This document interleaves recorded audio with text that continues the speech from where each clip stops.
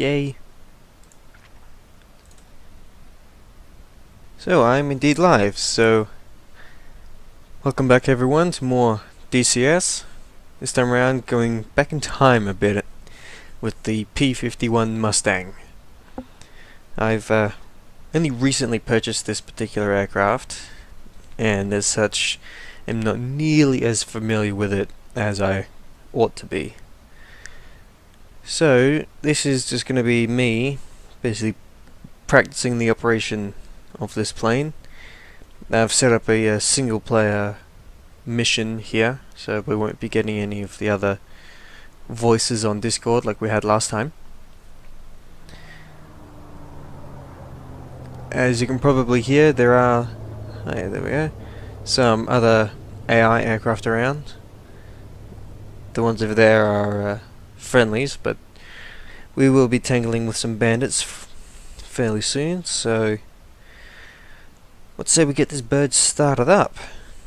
So generator, battery, turn those lights down, gun heater, and we'll put pitot heat on just because we like that. Fuel tank is set to left, and both tanks are full. Fuel shutoff on, fuel boost on, flaps up, carb cold air full forward. What else we got? RPM about 90%.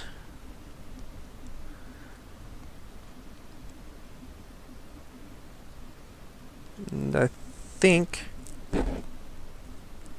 that's about it. I'll just quickly set up my altimeter to read about 48 feet, roughly, because that's field height at this particular airfield.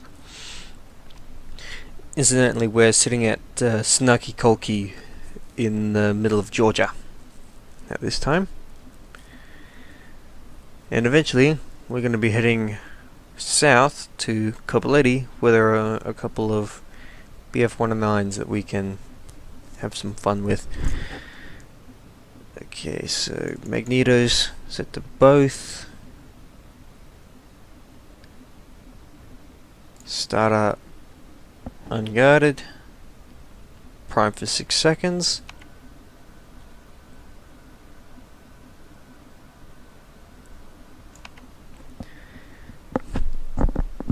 And throttle open a little bit. Clear prop. Mixture up.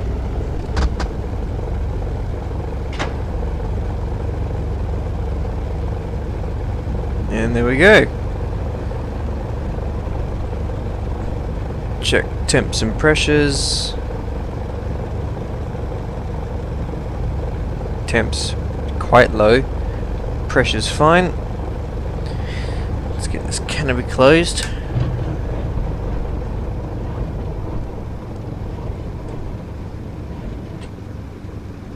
Very nice. Set up our artificial horizon. Fairly useless, this instrument, except for a cursory reference. Anything else we need? Don't think so.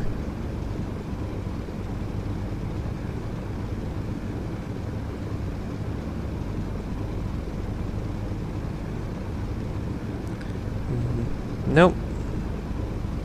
I think that's us.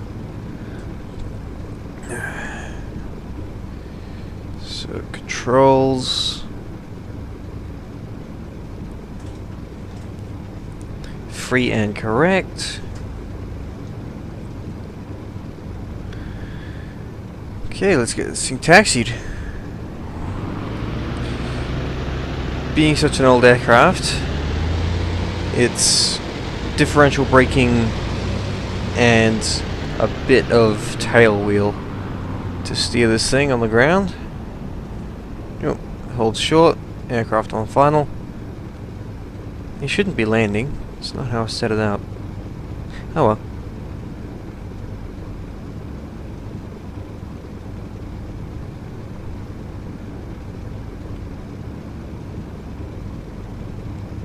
Nice landing there, sir.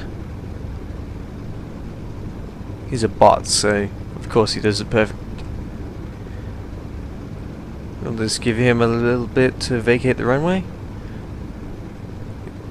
I have to look at the settings in the mission editor because he shouldn't be landing right now.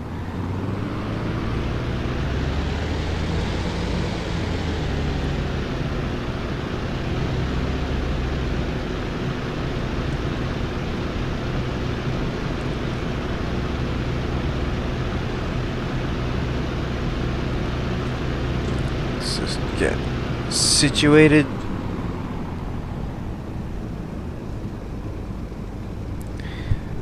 Now, rudder trim set to, can't remember if it was 4 or 6 degrees. Yeah, we'll go 4. Let's see, where is he? I can't really see him. Let's check F10.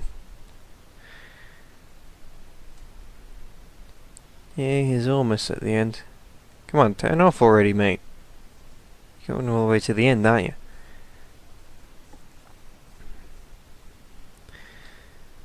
And that'll do. Uncage attitude. Final cockpit check.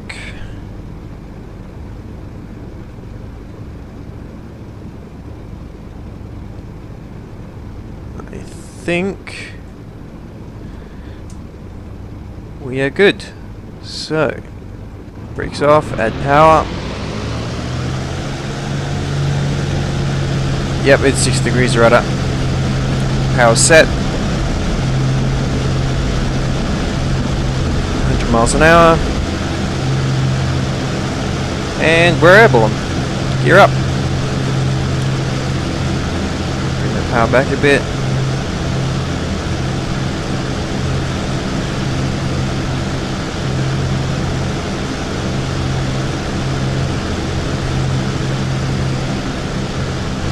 Nice.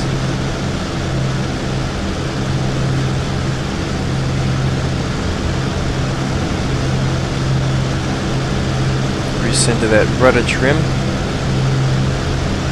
There we go.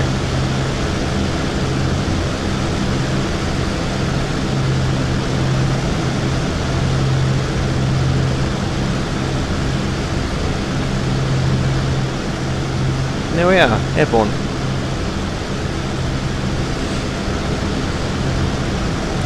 I have flown this thing a few times already. Only fought with it once, and that didn't really end well for me.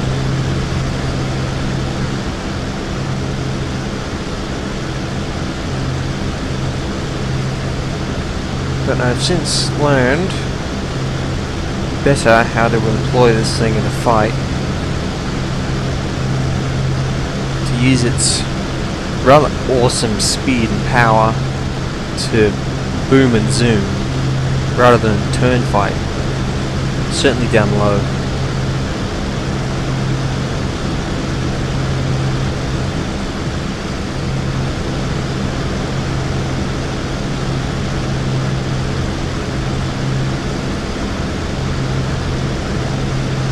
Alright, so we're at 1800 feet right now. Let's push that up to at least 8,000. Turns out towards Copenhagen.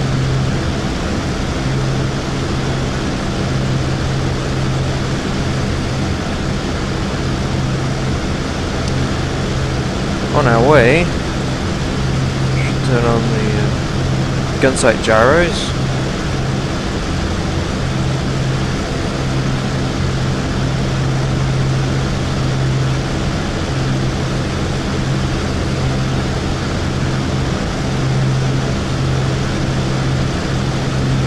Turn on the weapons.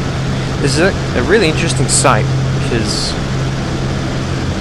As you can see, it's got a lot of elements on it, but two different pippers. So it's got this big fixed one, and then this smaller gyro stabilized one. So this adjustable gun sight here has got electric gyros inside it that cause the pipper to move based on the g-forces acting on the aircraft, which can help compute lead. And then using this control here, you set the approximate wingspan of your target, say, I don't know, 35 feet, and then if you put the target's wingtips inside that pipper at optimum range and pull the trigger, you should hit him, assuming you're flying correctly. Whereas this fixed sight, I don't think, no, it doesn't change at all with wingspan settings. 5,000. I'm not entirely sure how to read it. What I do know is, obviously, the cross in the middle is the bore sight departure line of the rounds from the 6 50 caliber machine guns we have in the wings, and the circle around it, I believe, is the lead angle for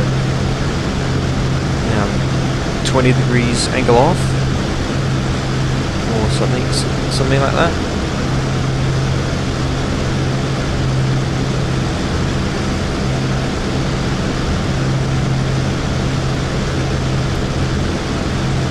Contact, 2 bogies, 1 o'clock, level.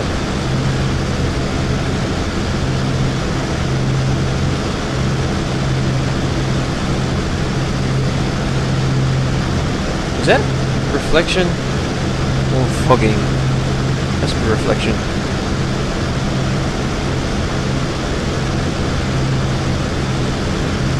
You guys probably can't see them because I'm only able to stream in 720, but there are 2 dots right on the nose just below that mountain.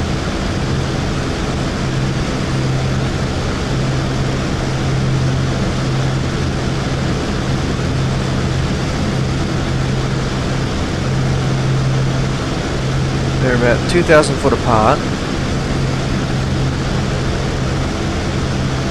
We'll climb above them, come in on tail end Charlie.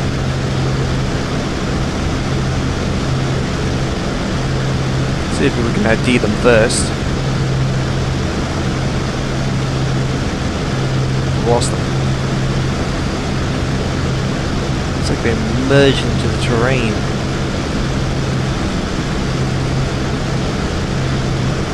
Now, of course, I know they're bandits because I set up the mission, but it's always good practice to VID your target before engaging. So I've got one again. Where's the other?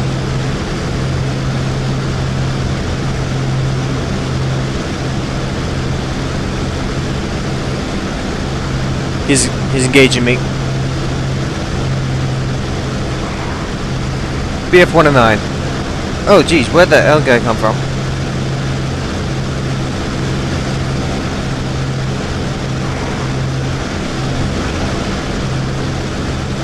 Alright.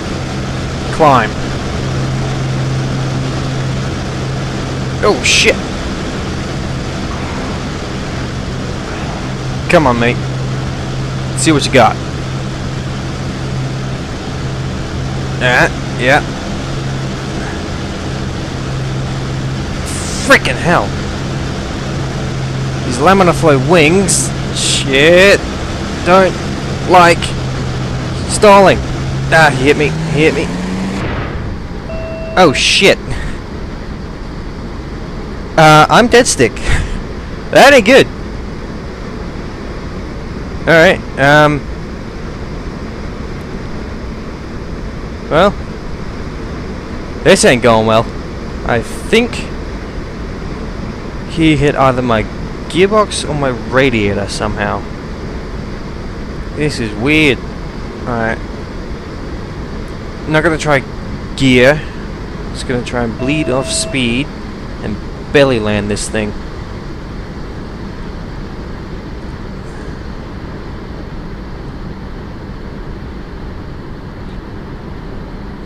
At least I still have full control, minus engine, because this thing doesn't have anything to do with hydraulics. It's all cable, stick and rudder. Am I still using the throttle? I don't need it. And oh, this ain't good. There's a bridge there. And we're down.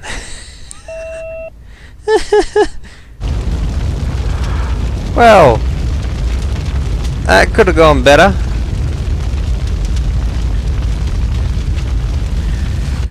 Saw what they did though.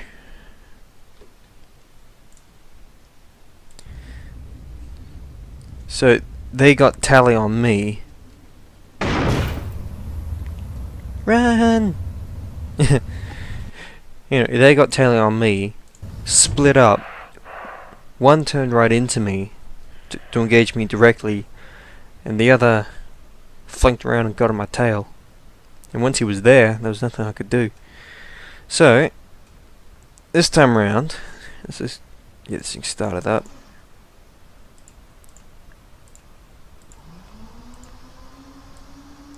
This time around, I'm going to assume we have orders from a GCI or something or other, so we know those contacts are going to be hostile.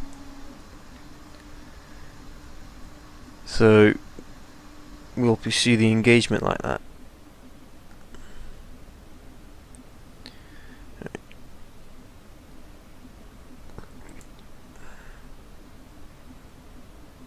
And I will just start it up every time because it's good practice.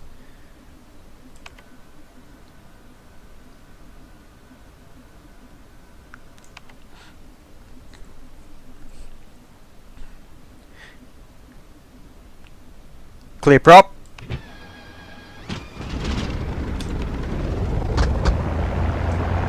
And it's fun to say clear prop too, so.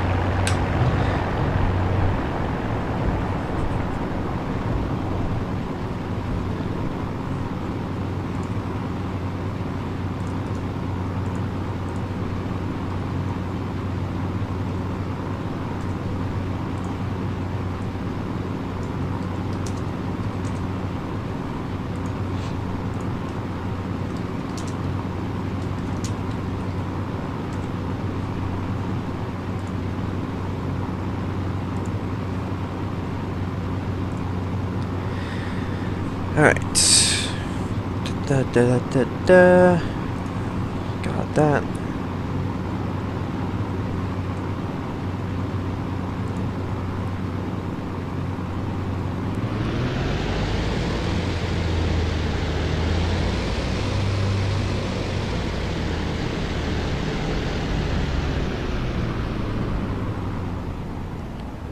Let's see, so clear final, clear strip.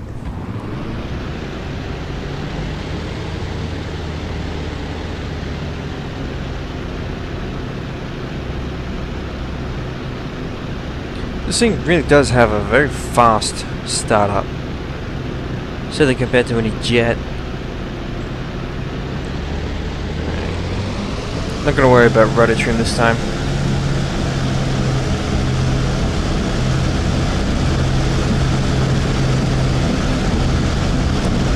Probably should have. But there we go. You're up.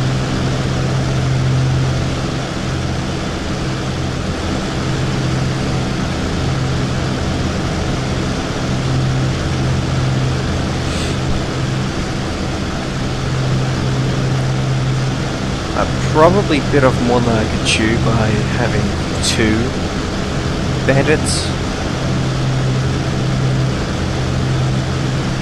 But I do want to learn this aircraft, and trial by fire seems like as good a way as any. And least I survived that last engagement. My aircraft didn't, but my pilot did.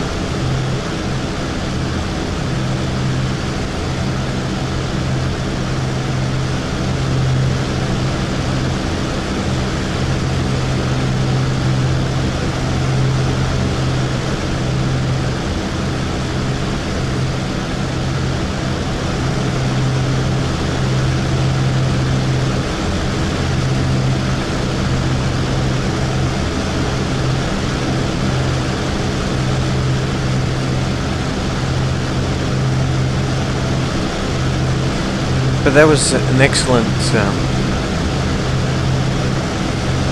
showcase of the different flying characteristics of the 109 versus the Mustang. I was tip-stalling hard in those turns, and the 109 was still right on me. He never lost me. So that's the thing, you know. Don't get into a turning fight in an aircraft that can't turn.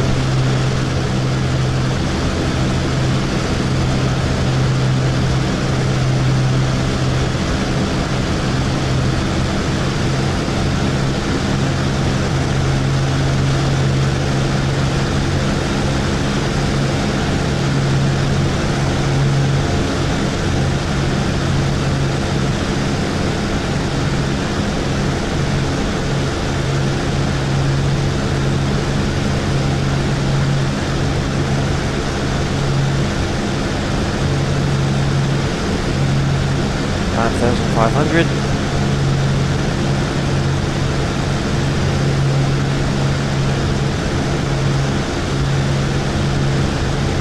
It may have also been that I could have overstressed my engine.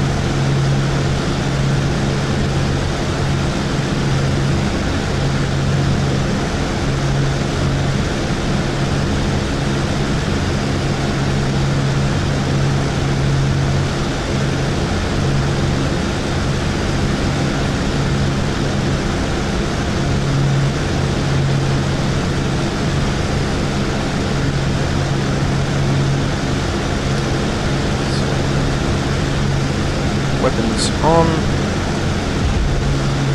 Test.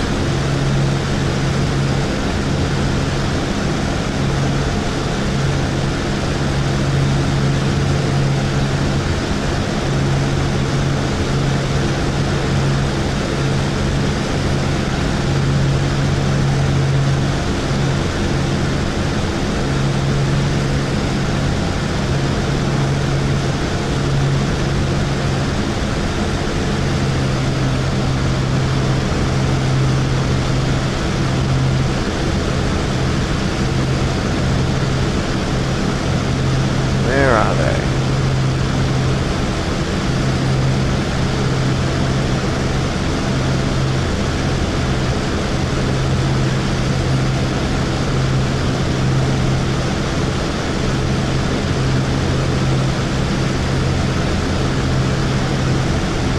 Above 10,000 feet now.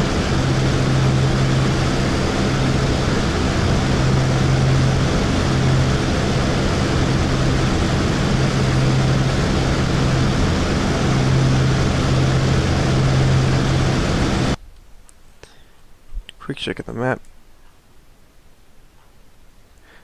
Ah, of course.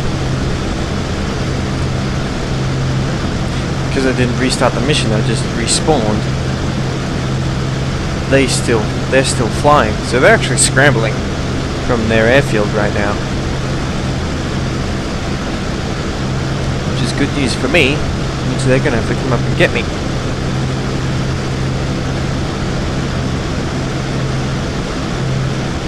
Bad news is, I can't see them down low.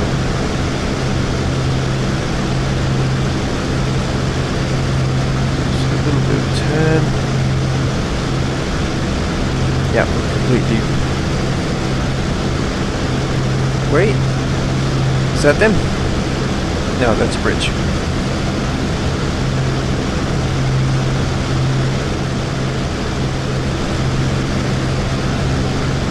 Right. Very hostile the skies now, so let's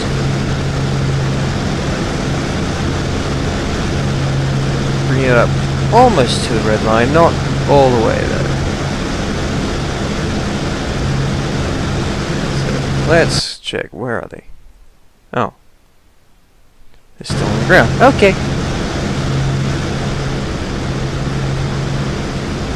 There they are. Let's have some fun. This thing's meant for boom and zoom.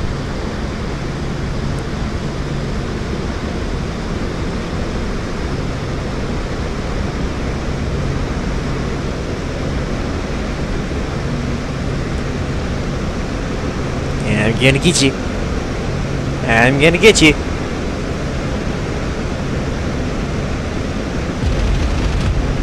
Whoa! Ow! I'm a colossal moron!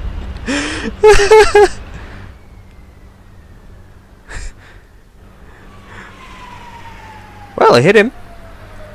I killed his engine. And he's going like, what the hell?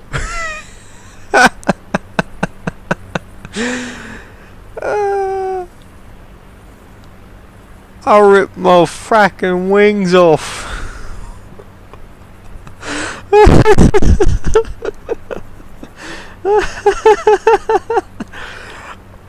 I'm just sitting here thinking about how stupid I am.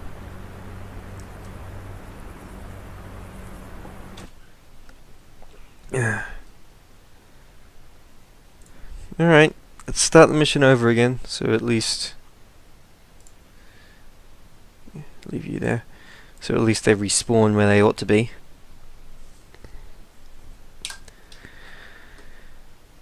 Who's a moron?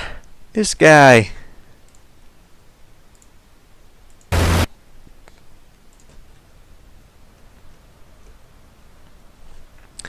Once again, generator, battery, gun heater, turn those lights down.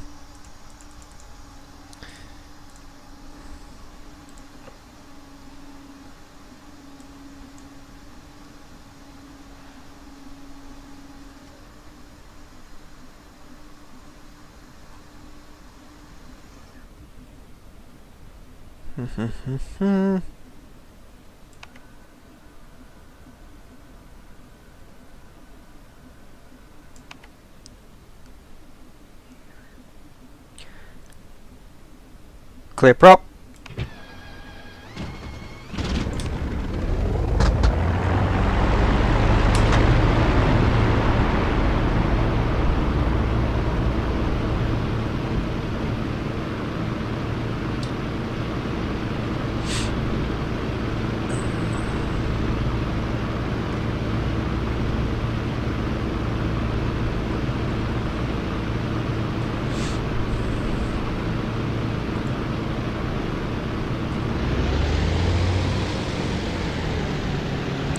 Alright. Let's hope third time's the charm.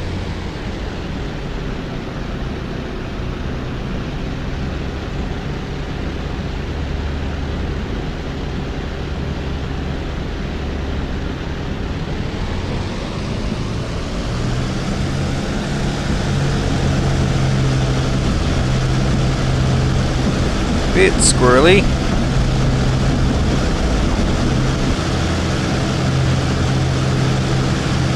Very squirrely.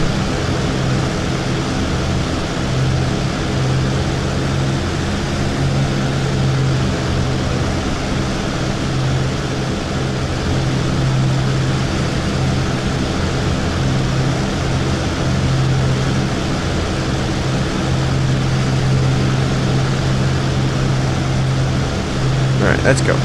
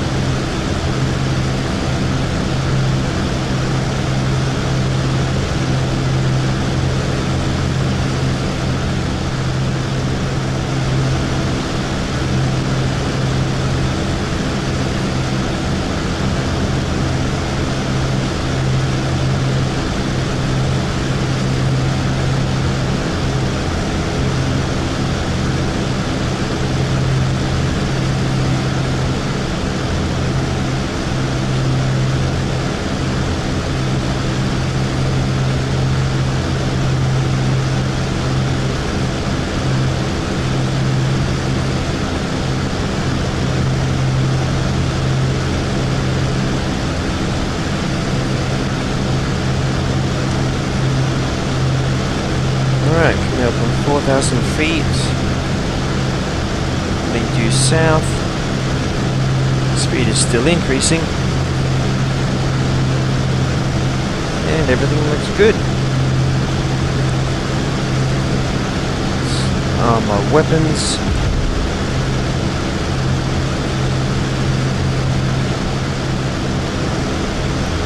I'm sure this little bit of the flight is getting really riveting for y'all. But this is what practice is. If at first you don't succeed, try again. Also, Twitch says there's 2 of you here, so if you can, sound off in chat and let me know how the volume sounds.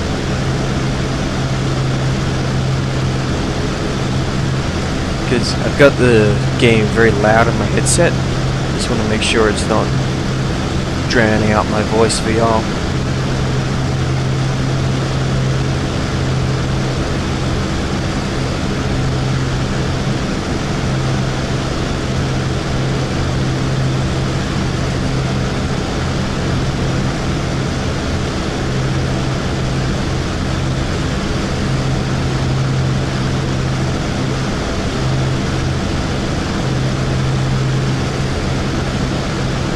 There's 6,000.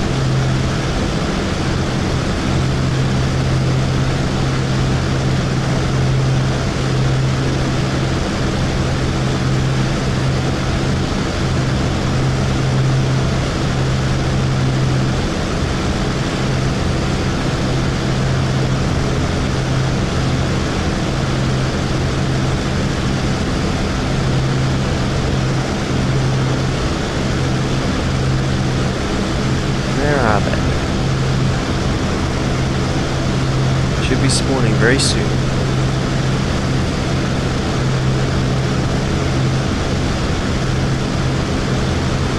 Contact right 2 o'clock. 2 bogies.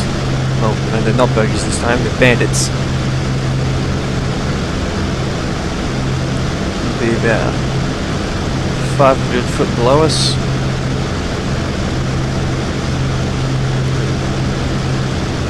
Tracking right to left, east. So,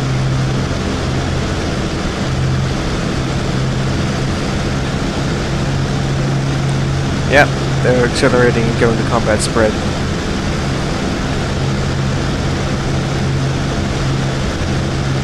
Just turn into them, fight them at the merge.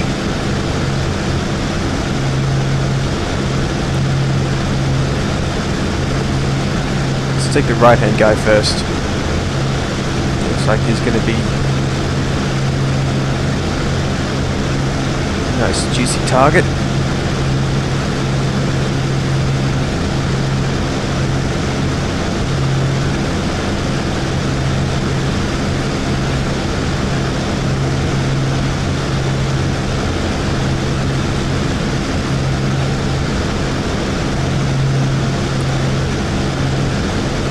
I'm going to merge. Then climb.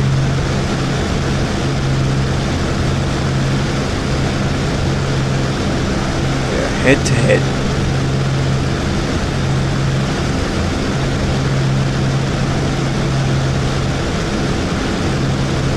Left guy's coming in first. I want the right guy.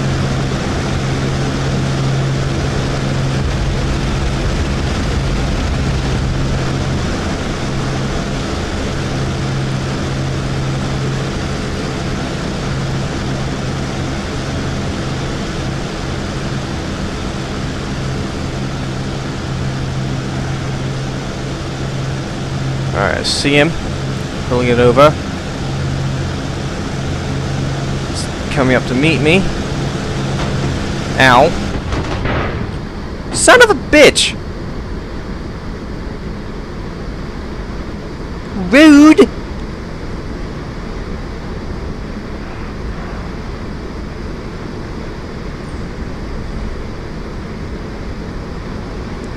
Evidently, I need more training. Well, fine then.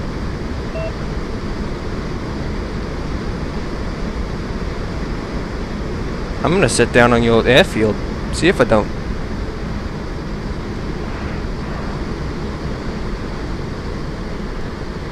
That was definitely their shots that did my engine in.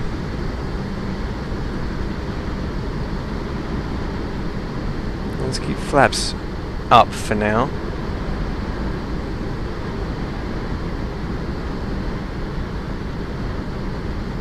I'm probably not going to make this airfield.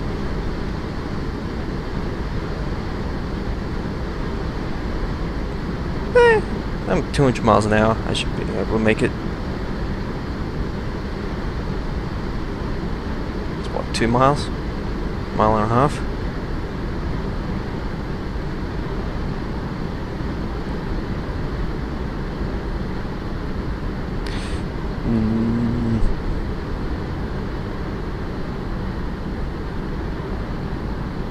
I don't think I'm gonna make it. I'm gonna fall just short of that runway.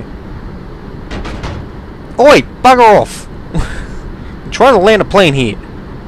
Yep. I'm in the weeds. Get down.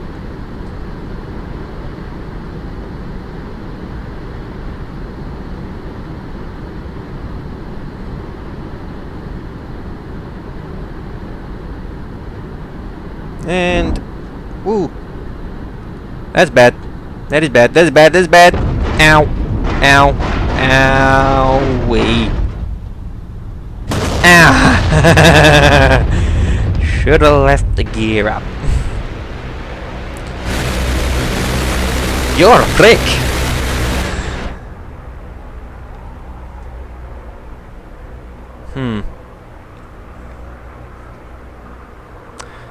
Alright.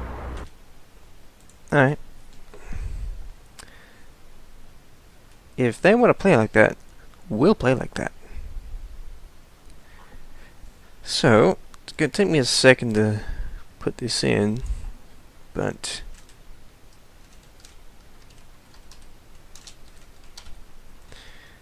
I'm going to put in a bit of a technological leap here.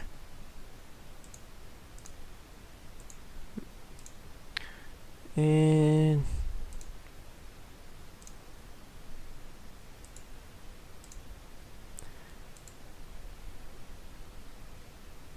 yeah, there we go.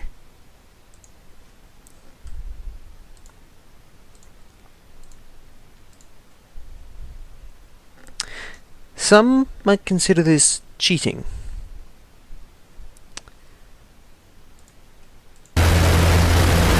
And they would be correct. But the Sabre is another aircraft that I need some more practice in.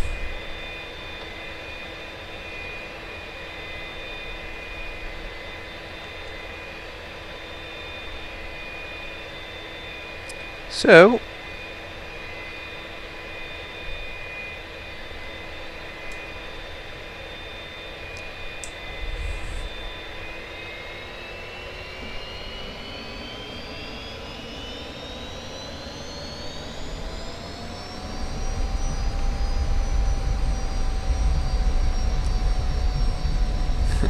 and this thing's ground steering isn't a whole lot better than the Mustang's, really.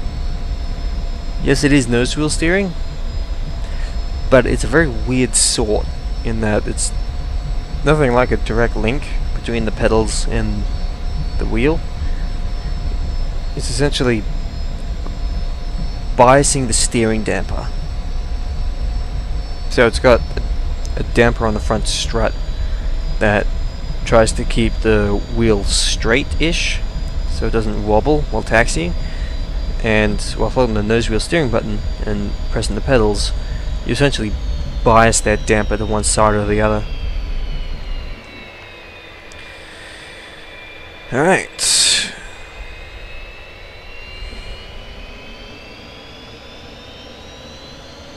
This thing takes forever to spool up. There we go.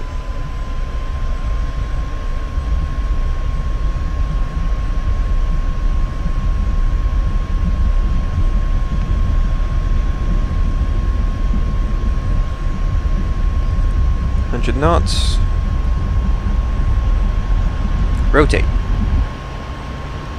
Gear up.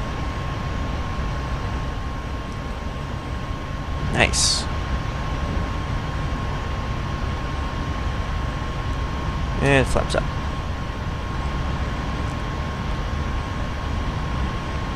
Wow.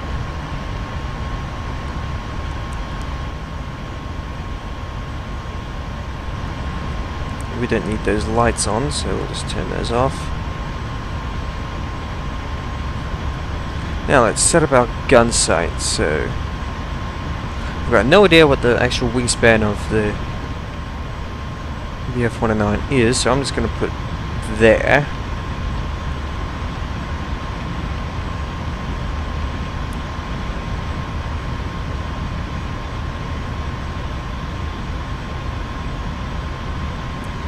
Now the Sabre I know can turn fight, and turn fight very slowly as well.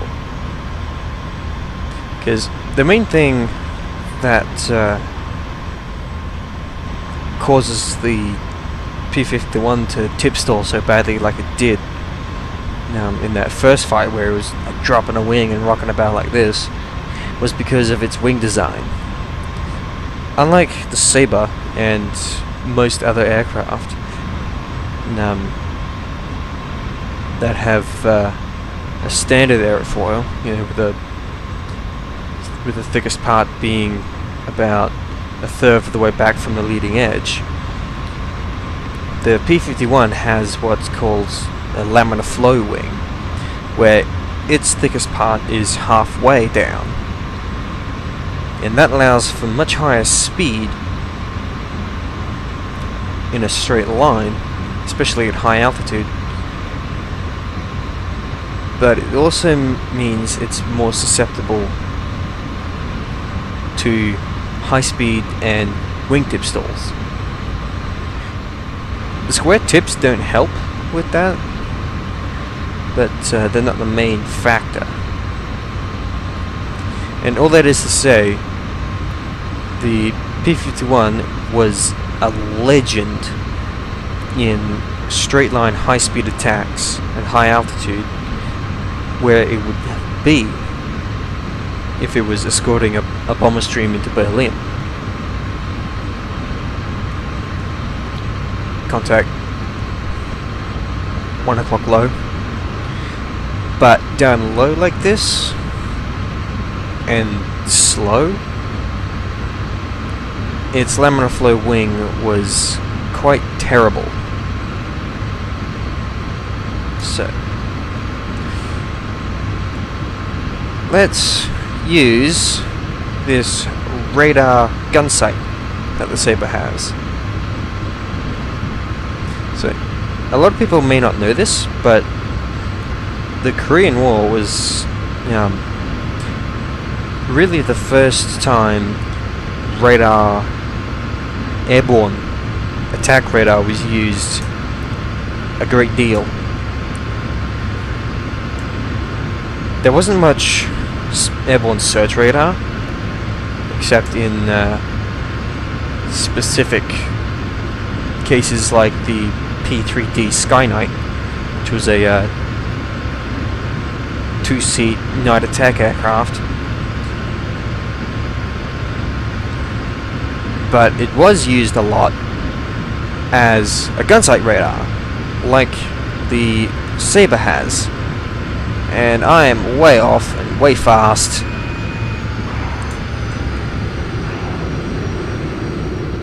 And an idiot. Too busy trying to talk,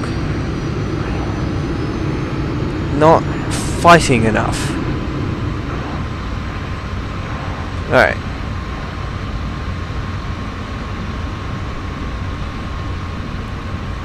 Let's just go this way. We can outrun him easily.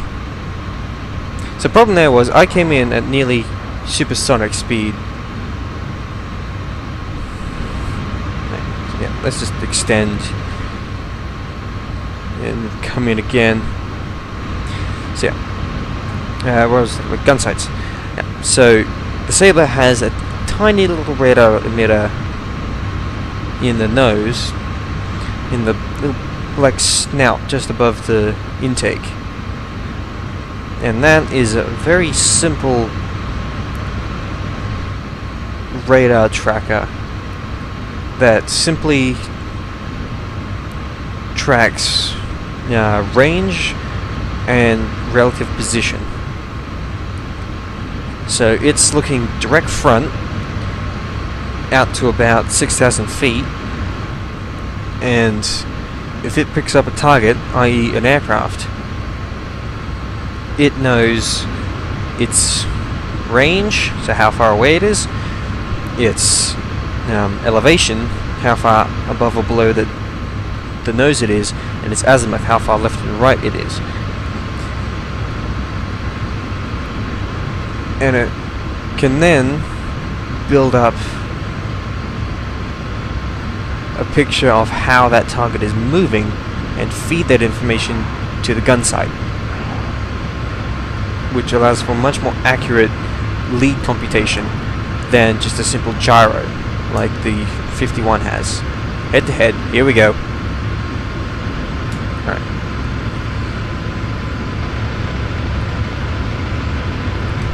Ooh, I think I put some rounds in him.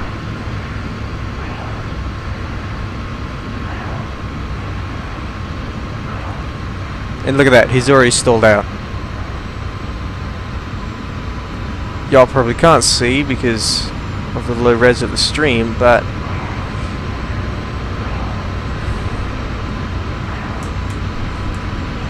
here we go again. Damn! Alright, this is much more. Hello! How long have you been there?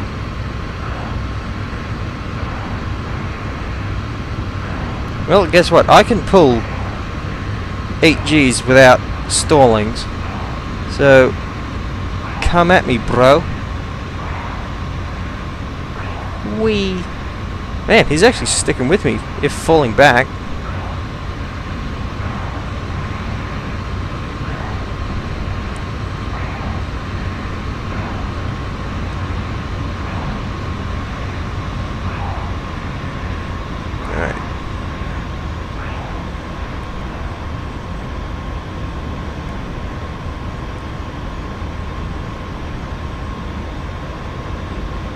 Yep, he's very slow now.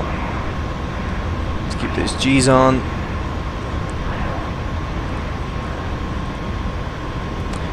He's actually fairly well matched to me. Alright. Let's kick it over. Oh wow, we're at 100 knots. That's not where I want to be.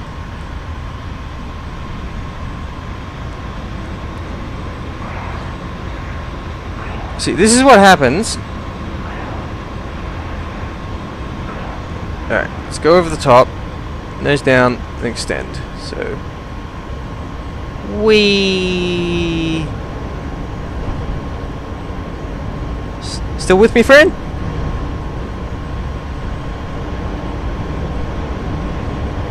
Oh shit, where'd he go? Ah! Oh, there he is. Fuck, I'm gonna spin. Opposite rudder. Come on, come on, come on, come on, out of it. There we go. That happened. Alright. Alright, that was cool. That was cool. I'm liking flying the Saber more. Honestly, I'm really just toying with these guys right now. There he is. I'm just toying with them because they can't, unless I do something stupid, they can't really fight me. They're just too slow. But if I get slow and careless, like I almost did before, they will pounce on me.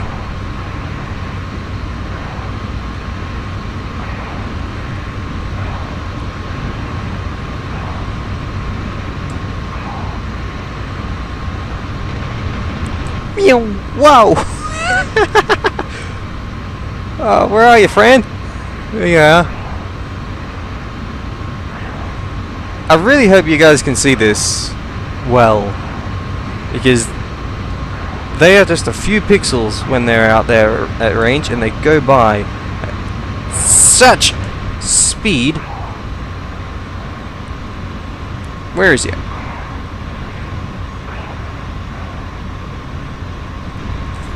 Frack, I lost him. Anyway. There's down, gain airspeed, then we can gain altitude, and reevaluate the situation. Oh, hi. How you doing? I'm only ever seeing one at a time now.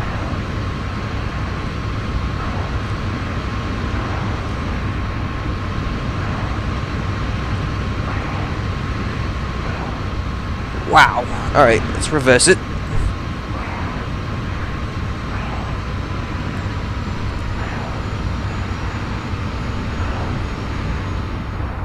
Ooh, it's not blackout. That would be good. Oh, there's the second guy. Alright, he's too straight on to reverse.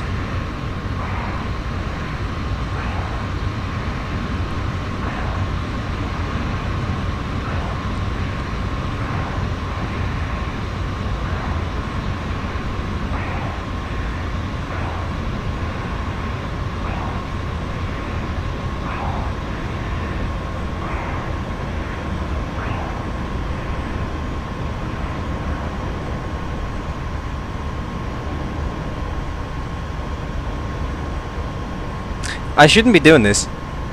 I shouldn't be trying to slow down and turn into him like this. Yeah. Whoa! There went the other guy.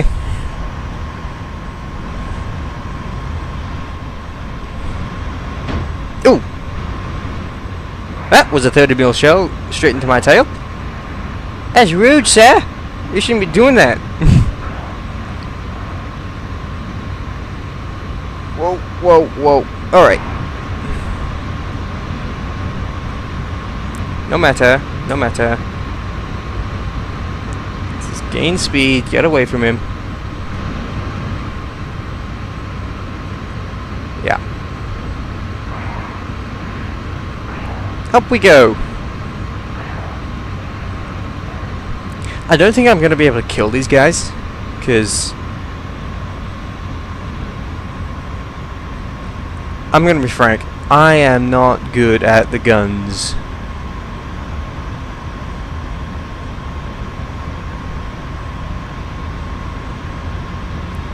Are you shooting at me? And he hit me. Great.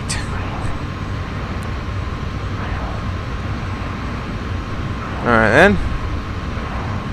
Yeah, I'm not going to be able to... Oh, hi. I'm not going to be able to kill these guys because I honestly do need more advanced avionics to be able to prosecute a kill. Although he's handing me his ass, he might just give me a good position. Nah. Alright, time to extend, get out of here.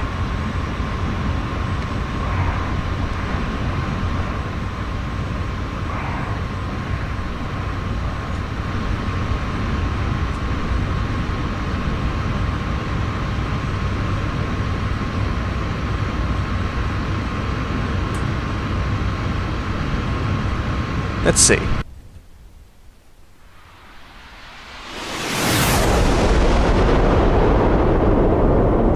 Yeah. See ya, chumps.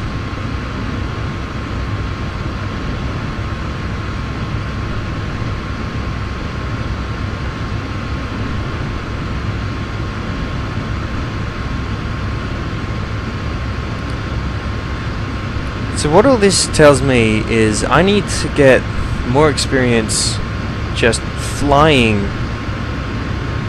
the B-51 and air-to-air gunnery in general. Because I've only got one kill to my name in even the Sabre, and that was an F4 that I hit maybe once, ran out of ammo, and forced him to bug out and chased him into a mountain.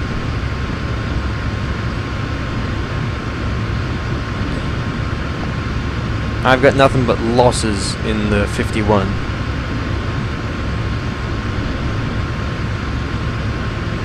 But I do have a couple of mates who know these birds a whole lot more than I do. So I should be able to do it. Let's just pop up, check the map and see where they are. Oh look, there's me. They're still trying to chase me.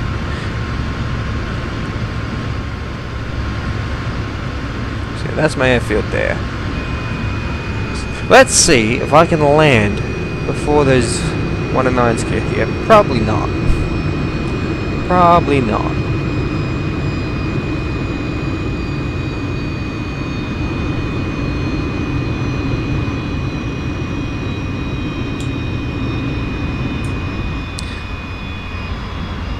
I think after this, nah, I'm not gonna land before they get here. They're already within 20 miles.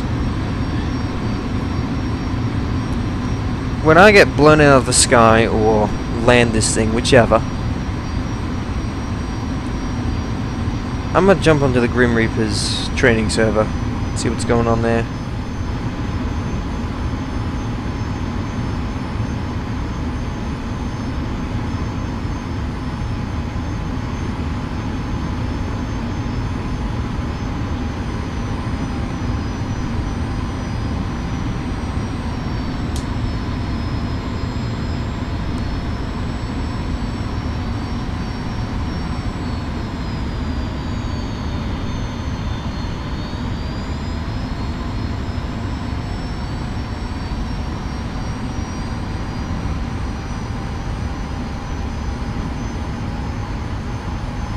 I also jump back into the P-51 once I'm on there, and just have a go at flying around at different altitudes, pulling different turns and seeing how it behaves.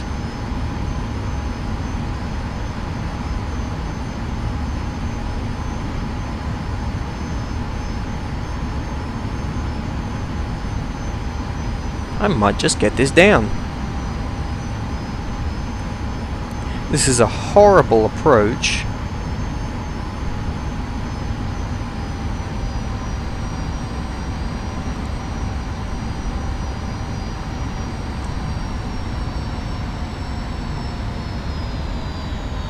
And, whoop, don't over-control it, and down. I didn't break my ass this time, that's nice. Air brakes in, flaps up. And where are those 109s? They gave up.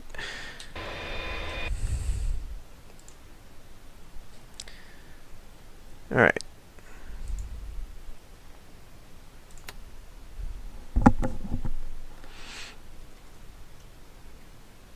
There it is. Grim Reaper's training server.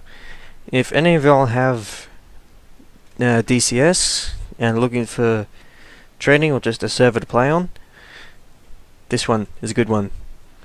You'll first have to join the Grim Reaper's Discord, but it's fairly simple. If you just go to one of their videos on YouTube, there's a link to their Discord there, and from there you can get the password to the server.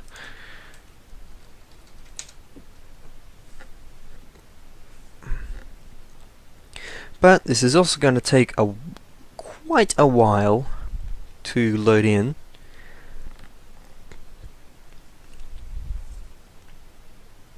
Or not. Okay, just make me eat all my words, game.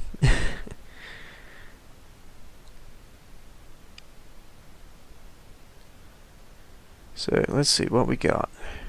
A couple guys here in F-15s out of Gadada.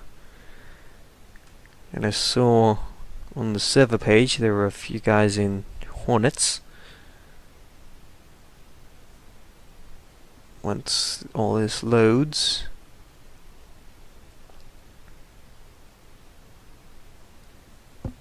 any day now. There we go. So, who else is flying around? Oh yeah, Cypher's out of Sochi. Nice.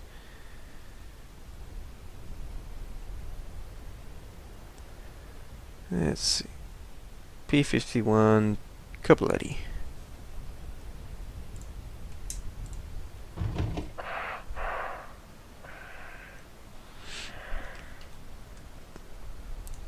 Now, yeah, it's just Cypher in Discord, so I won't join the Discord chat just now. I will open up SRS though.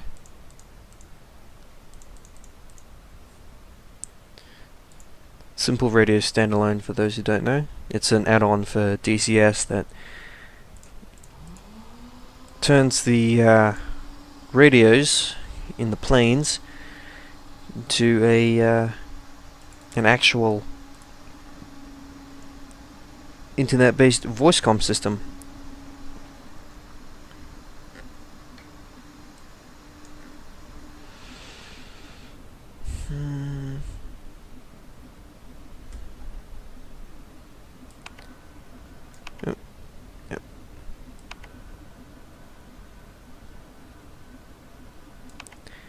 There we go. Clear prop.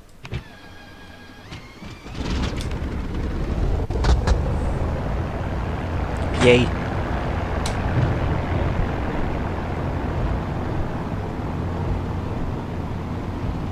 There we go. Now let's change my skin to something a bit nicer. Request rearming. Don't have to worry about that. Copy. Alright.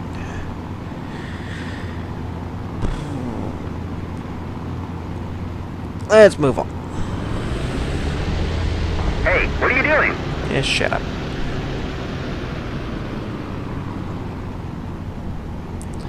Let's go this way. First, I'm gonna check what the name of this runway is. It is runway 25. Nice.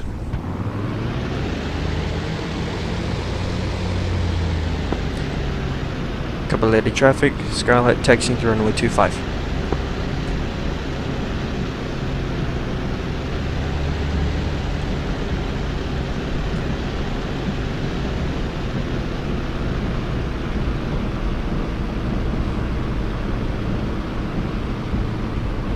This thing's got a big nose.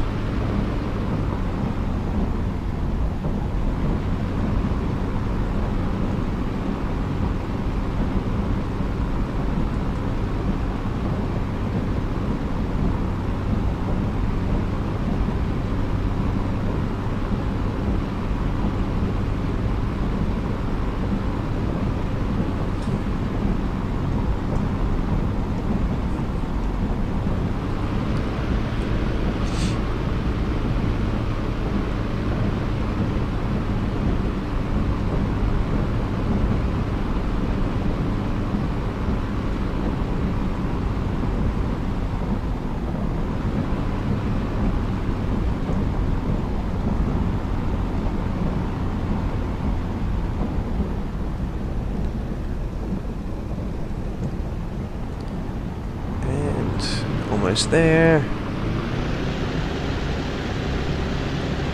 Wow. Over control just a little bit there.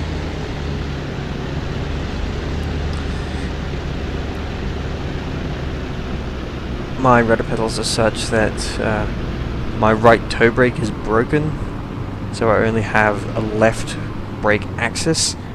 So I've got the left and right differential braking set up as buttons on my HOTAS. Makes controlling a bit difficult.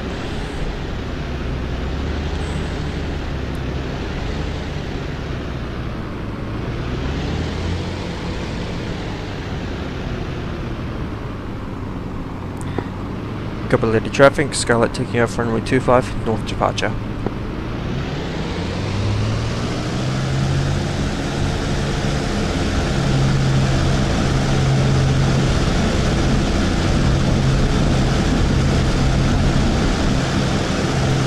Up we go.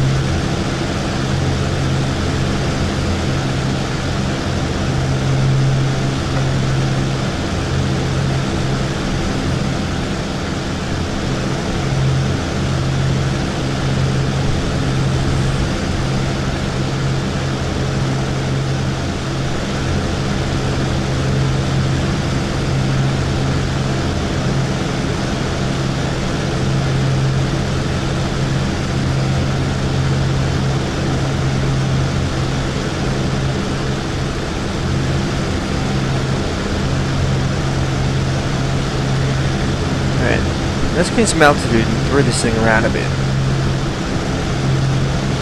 I really want to get used to how this thing turns. And I've got a handy dandy G counter down here. It'll show me my peak Gs.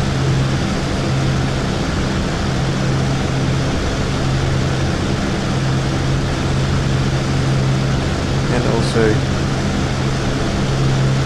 set up my guns, because I know people on this server and they're likely to spawn AI bandits, and I'll have at least a fleeting chance of defending myself if I can.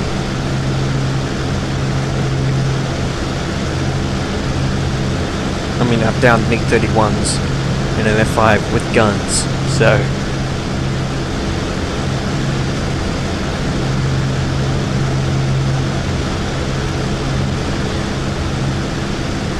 that's not really a fair comparison to the P-51 or the Sabre, because the F5 is much more powerful, much more stable, and its guns are much bigger. 20mm cannon rather than 50 caliber machine guns.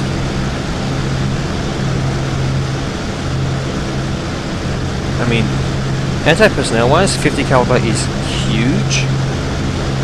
But against the honking great piece of metal like this, it takes a lot of lead to put these things down.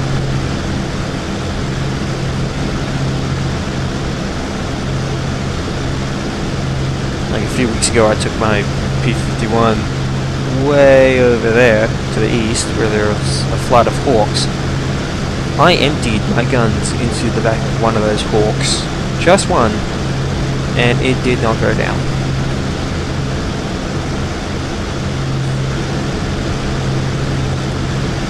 Okay. This looks about high enough for about 6,000 feet, so let's push her over, see what she does. So that's 250 miles an hour, 4 Gs. Not bad. The F5 will do that quite nicely. But as she bleeds the speed, that engine torque starts coming into play. Yeah.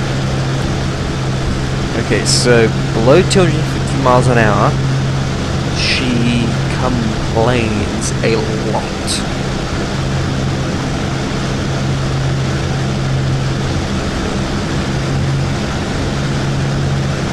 That's pretty much max manifold pressure and RPM. So that'll be pretty much a max rate climb.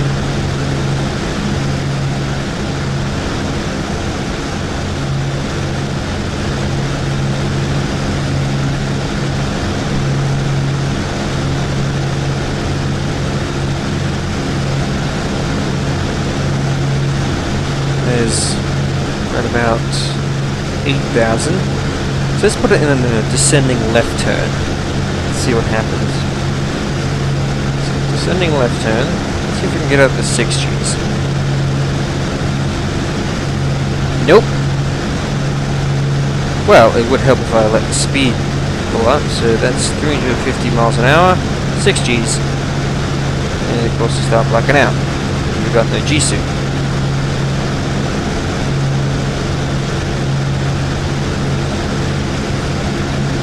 Alright. So let's level off. Try that again. So, level, straight and level. Speed increase. Good. 7,800 feet. It's 300 miles an hour. What's a brake turn like? So, brake turn to the right.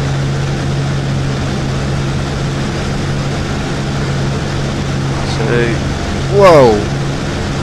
Yeah, she is not happy with that.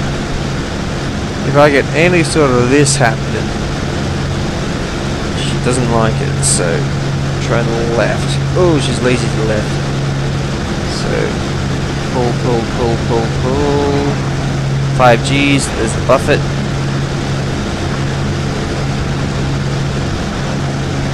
Okay. Back off to 4 Gs. She's fairly happy. There's the rudder, get the wings down. Below 250. Oh yeah, so relax to 3 Gs. She gains speed again. Then you pull it 4. So 3 Gs. Let the speed come up. Just below the horizon.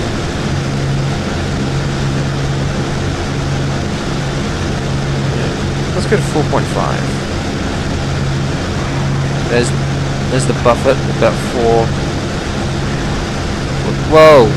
Yep, there, she let go. So I can't hold it in the buffet very much at all. And I'm using very little stick input here. It's like...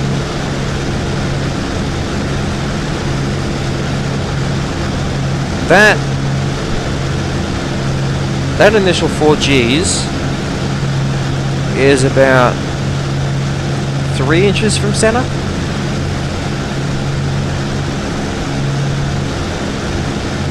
On a stick that's 20 inches long, so I don't know, you did the math. It's not a lot.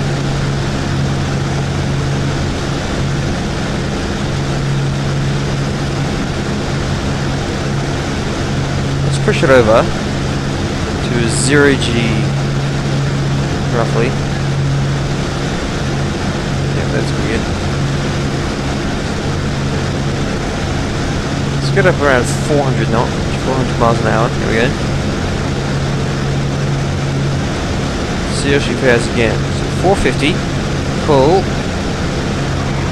6 Gs. 5. Let's keep pulling. 4. There's the buffet. Relax. So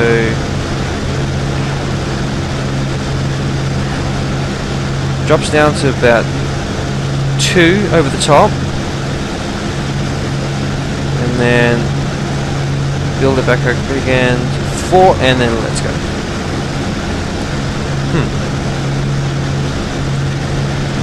So it seems keep speed high. I can do a brake turn, not a panic turn, a brake turn to 6 Gs, either vertical or horizontal. So let's try a right hand brake turn to 6 Gs. Right there, yeah, pull the buffet. And then I can keep that turn going at 4 Gs of bleeding energy. Relax it off to 3.5. Gain energy. Pull back up to 4. A little bit past 4. 4.5, so yeah, I can pull 4.5 Gs sustained down to 250 miles an hour. Then I can back it off to 3 to slowly gain energy. You can also put those below the horizon to help with that. And then back to 4 until 250 miles an hour. Below 250, she just quits. She's like, nah, I'm dealing with this. And that's down here. Let's gain altitude. I think above about 15,000 feet, the supercharger kicks in. So we'll see how that affects things.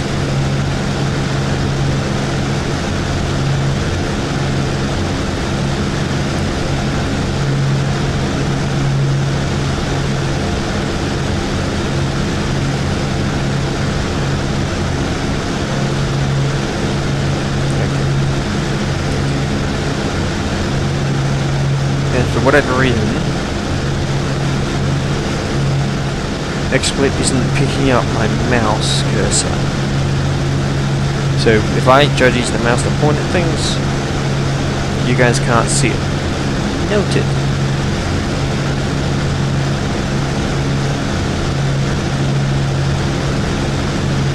I hope there's a setting or something somewhere that allows me to turn that off.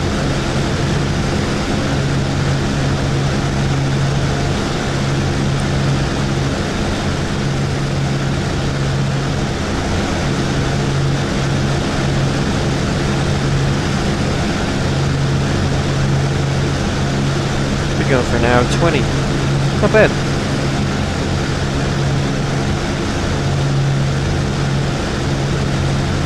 This sim really does look beautiful, doesn't it? I mean, yeah, obviously the aircraft, but this is some of the best scenery I've seen in any sim I've ever played.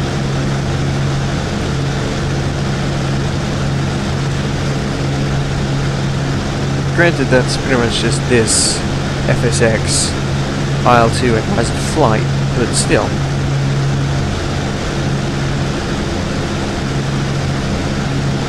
For a sim that came out in 2009, granted it's been in continual heavy development that entire time, but I mean, I've got anti-aliasing turned off to help me spot targets at long range. There's a contrail out there. So I've got anti-aliasing turned off, and it still looks beautiful. Obviously, some of the edges, like rivers, buildings, look jagged as they ought to without anti-aliasing, but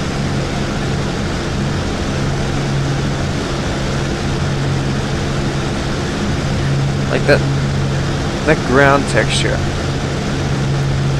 could almost be a photo.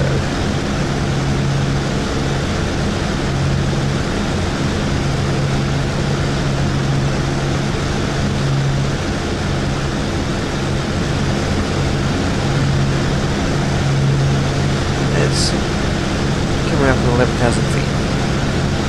Still got a ways to go.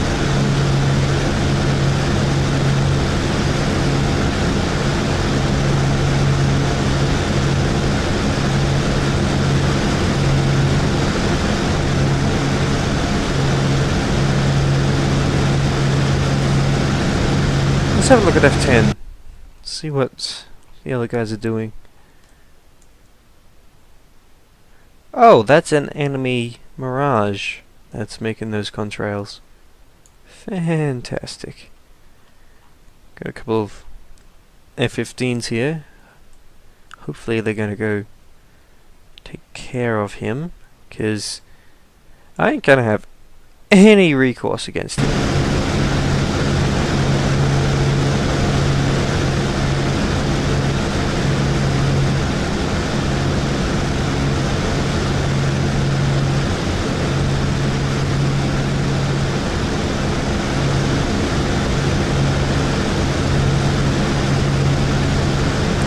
Got 5,500.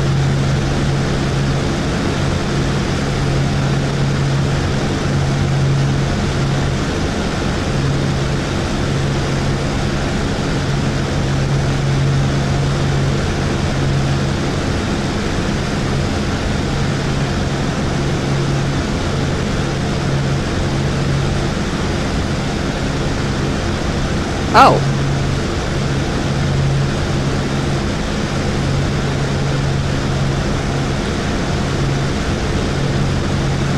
Looks like the guy in the Hornet got smacked around a bit. The game thinks he's dead, but his aircraft is still working. Well, flying at least.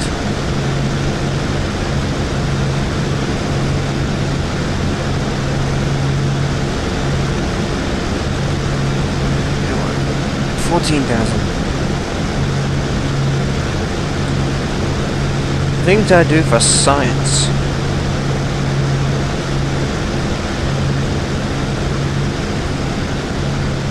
Where's that Mirage? Yeah, he's way out there. Yeah, these guys are going to take care of him. He's at 20,000 feet as well, so no factor.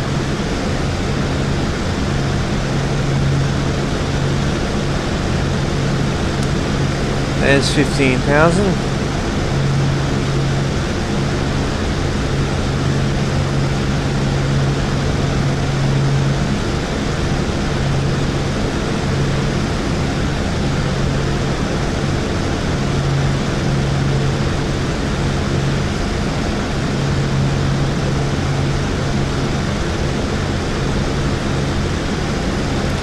Check my fuel state. Oh, we're good.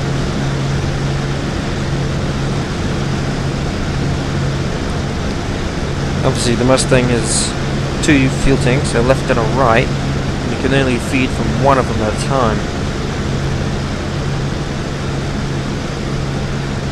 And if you don't switch them over at the right time, your engine will quit.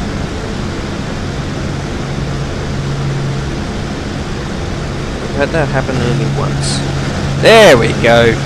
There's the supercharger. So let's bring that manifold pressure back into not red. Get a bit more altitude. So that's 18,000 right there. Kind of annoying that the altimeter is right behind the throttle. I mean, there's all this space in the middle of the dash. Why couldn't you put it there?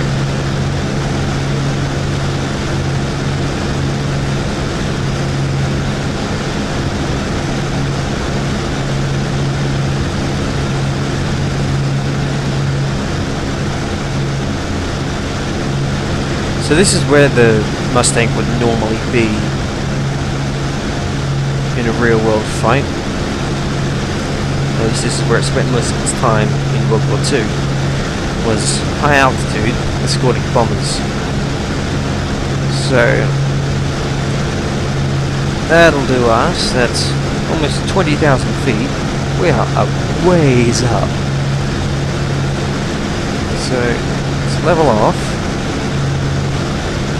into airspeed. Of course, because we're so high and the air's a lot thinner, barometric airspeed is a bit unreliable. So what?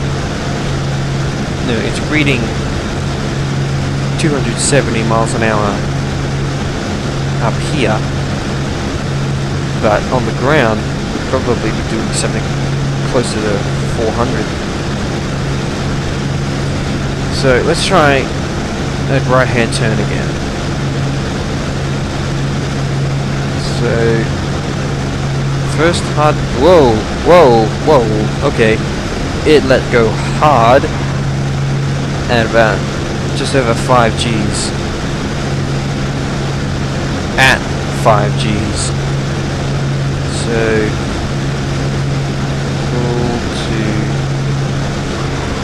there's 4.5. Let's just start the buffet. Keep it at 4.5. Till 250 miles an hour. It's not bleeding speed as much as it was down low. Go 4 Gs. It's really starting to buff it. Yeah. So similar turn performance. Doesn't bleed energy as much. Oh, hello. That's the Mirage. Great. So, by the numbers, very similar turn performance, except it will only go to 5 Gs.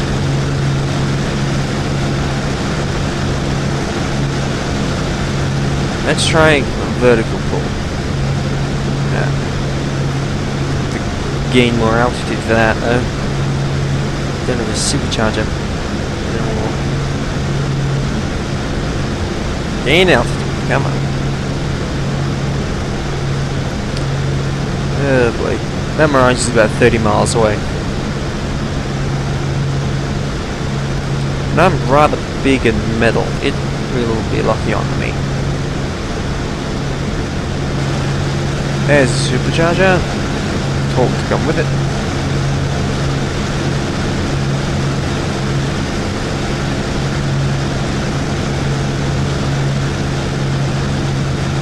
Oh boy.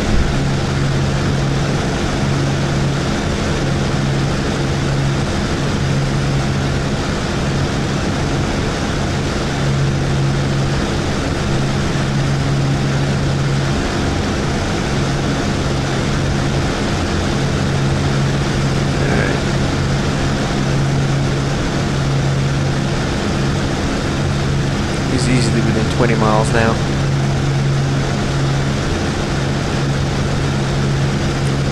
Yeah, he's on an intercept course with me. That ain't good.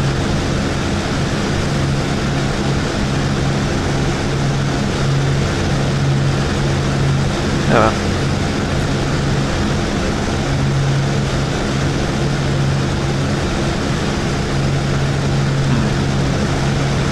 Where are those F-15s? Wait. I'm seeing something out here contrailing. There's no Mirage. Is that the Hornet? Oh, if that's the Hornet, I'm really happy. Anyway, back to science. So we are at 20,000 feet. Let's push it over a bit. Gain some airspeed. 290 knots indicated. 300. Alright. Let's pull vertical. Hard. Yeah, whoa! Okay. That was 2.7 Gs that broke there, but it broke hard. Alright. Don't pull hard in rarefied air. Alright. Let's try again. This time only 4.5 Gs. Or 4 Gs. Oh boy. Nah. Low airspeed. That was stupid.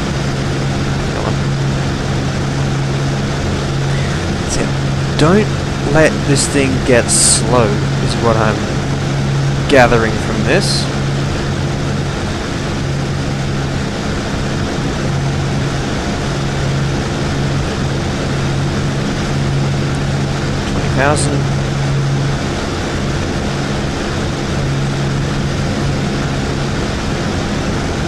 So fast it can go.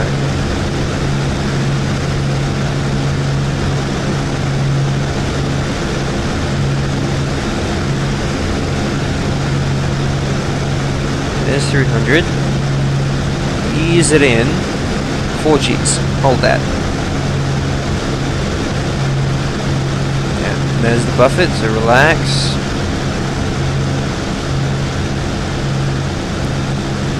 Pull it over the top. Wow, it slowed down a lot. 24,000 feet was the max there.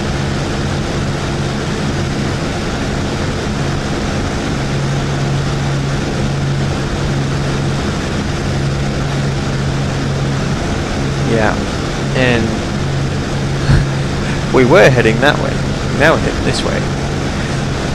Whoop, and there goes my chat. Not that there's anyone chatting, but oh well.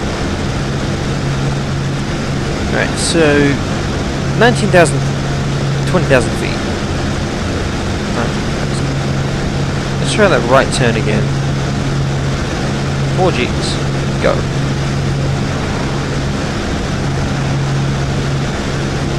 4 Gs descending. It's pretty well holding airspeed. And now that the supercharger's out, still holding high speed.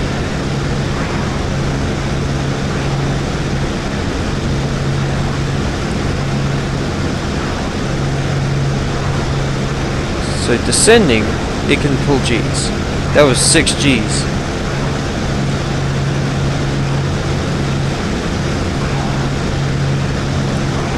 So yeah, Mustang only turns in a dive.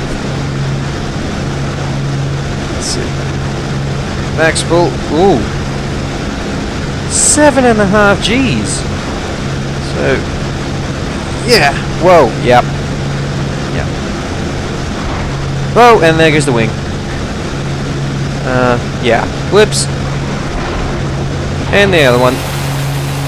Jump!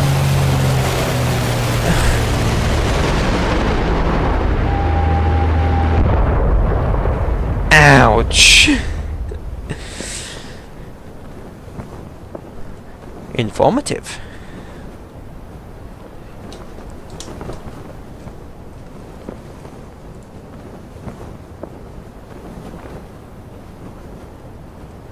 Let's get into something a little bit more high-tech.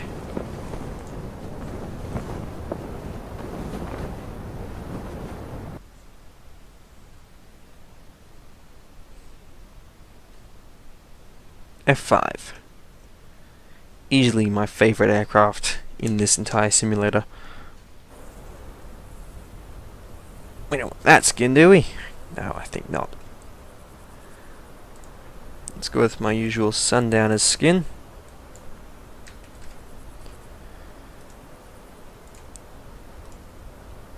Aim 9 Papa 5s and remove all those tanks.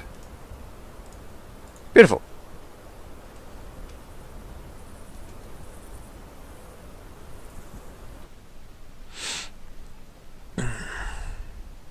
Battery on. Get both those generators on.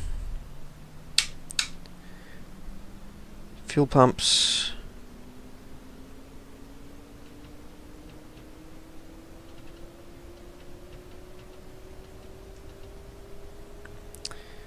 And yeah, we'll put the beacon on. Chief, connect ground air supply. Rearming complete. Chief, connect ground air supply.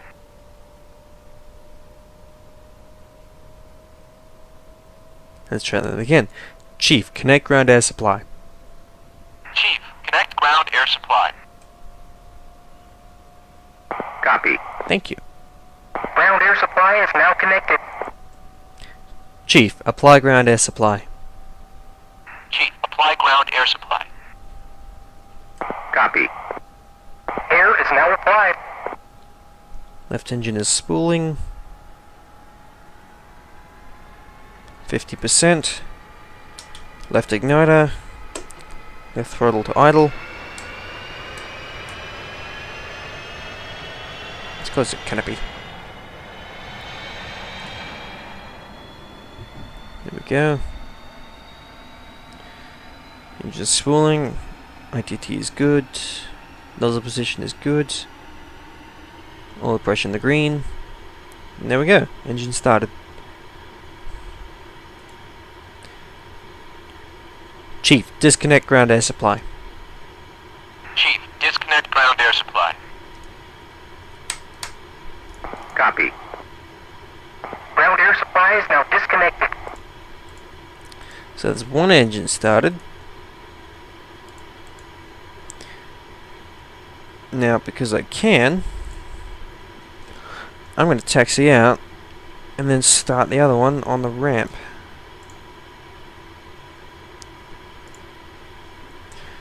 First of all, let's get this thing configured. There we go.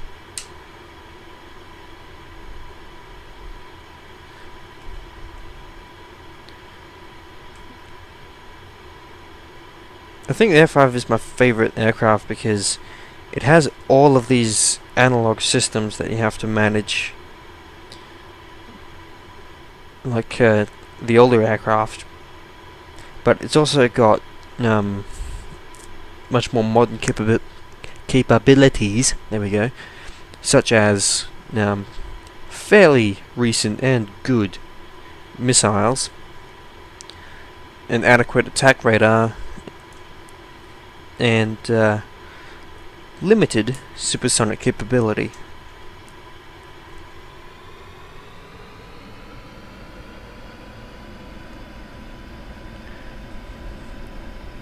It's also got steering dampers, which make flying a lot easier.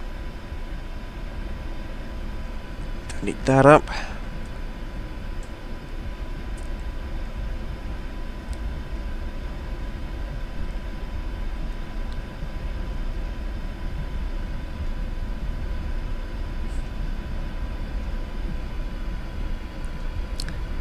And there is no one watching. Understandable, really. I mean, I'm not actually doing a whole lot. And people probably want to see me blow things up. I can respect that. I mean, it is hella fun to blow shit up in this game. It's just, with those older aircraft, I ain't much good at it.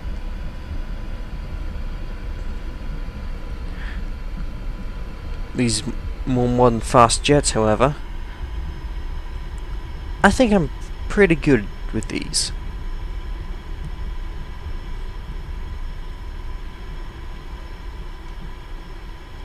Alright, let's hold short here. Set up the rest of our stuff. Radios, channel 18. And so countermeasures are on, dampers are on, radar is on standby. 20 mile scan. Flap lever is set to center. Flap thumb switch is set full aft. Speed brakes are in. Weapons on standby. Landing lights on. Trim is set. Instruments are set. Left engine's good. Right engine needs to be started still. Pitot heat is on. Radiators are set. Oxygen's on. Lights as required. Alright, let's get this right engine started. And off we go. Brakes on.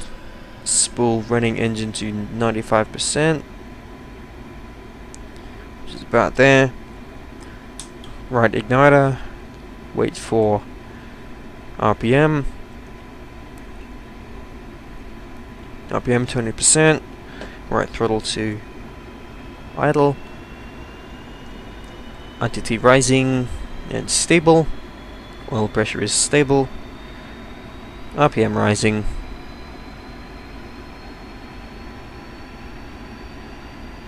And we're good. Spool that other engine back down. And that is how you do a crossbreed start in the F5. Dirt simple. And I think that's, above all, the thing I most love about the F5 is to look at it like this and to start to learn it. It is really intimidating. But once you have learnt it, like learnt the basics of, you know, what everything is, what it's telling you, then the actual procedures and operation of the aircraft is really simple.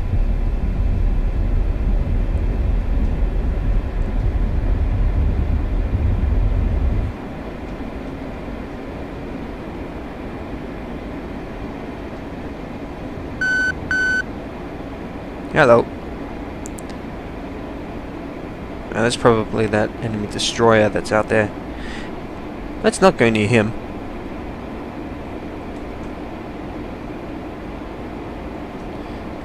So what else is going on? Not a lot.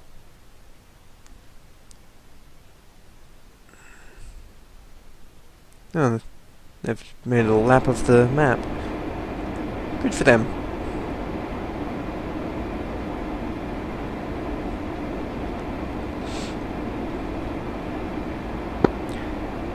Scarlet, ready check 251. Anyone home?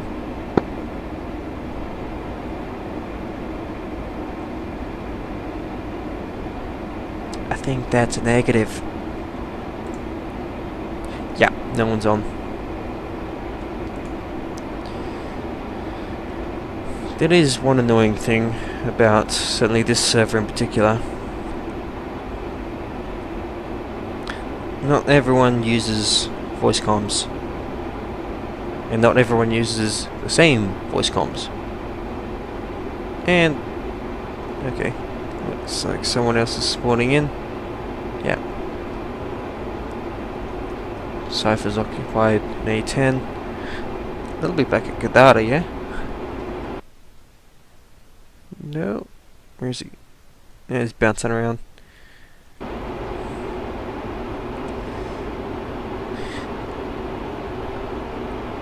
I think that uniform contact on our RWR there, I think that might be the Soviet carrier.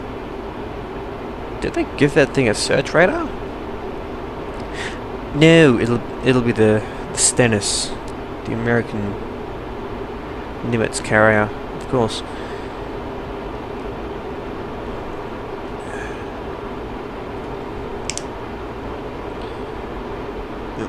Contact, that'll be one of the tankers. No, here's a fast mover. Nah, it is a tanker.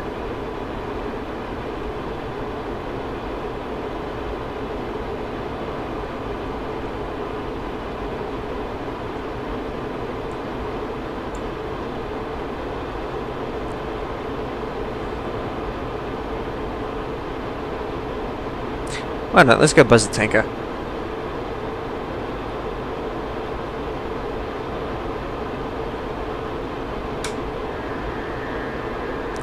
Make him shit his pants.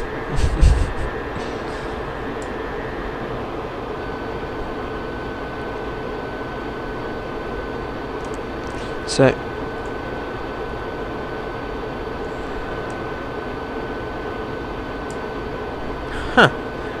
didn't know tankers could jam. Interesting. But of course this cluster just burned straight through it.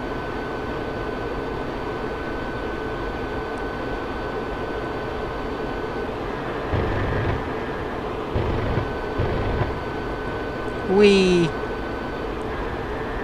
Hi there! I'm an idiot.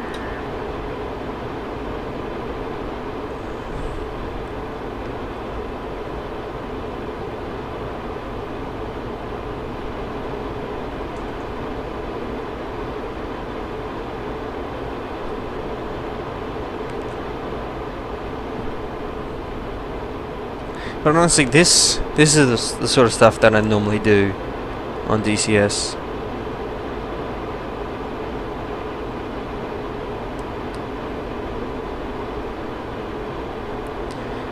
Well, at least when I don't have any of my mates online, or I'm doing a flight with my training squadron. I just get on the server, screw around.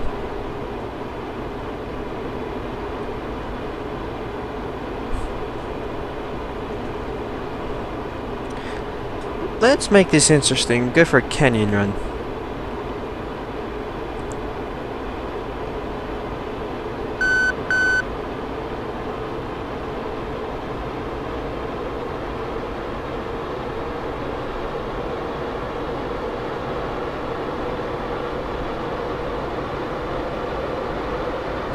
And that's supersonic.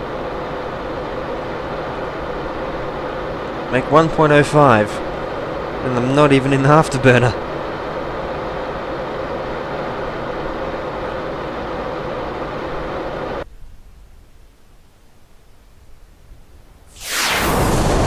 Whee!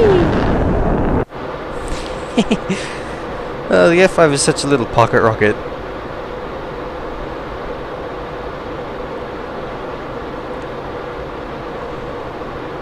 It actually has a higher corner airspeed than the Hornet. Slower top speed, but its optimum turn rate is achieved at a higher airspeed, 50 knots faster, roughly speaking.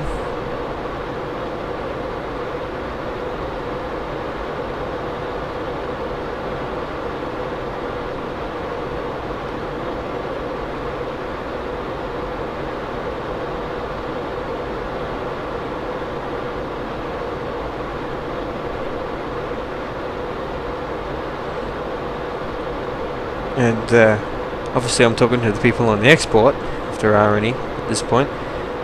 But corner airspeed is a term used in dogfighting, and it describes the airspeed at which an aircraft will have the highest rate turn. Not necessarily the tightest turn, but the fastest. And in a dogfight, that's usually the more important statistic, is how fast can you move your nose from here to there.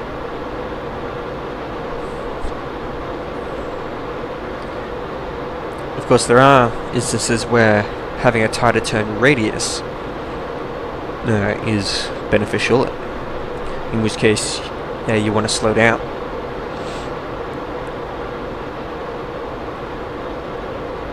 But turn rate is usually the deciding factor, and in the F5, its best corner airspeed is about 400 to 450 knots. Or I should probably say 370 to probably 430, somewhere in there. I haven't quite nailed it down perfectly yet, but generally I find if I put the airspeed needle somewhere around the 4, I get a really good turn. The Hornet, on the other hand, its best turn airspeed is about 350, so a little bit slower.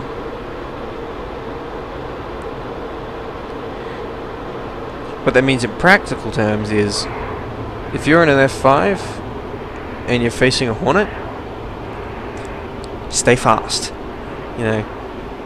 Stay fast in the turn.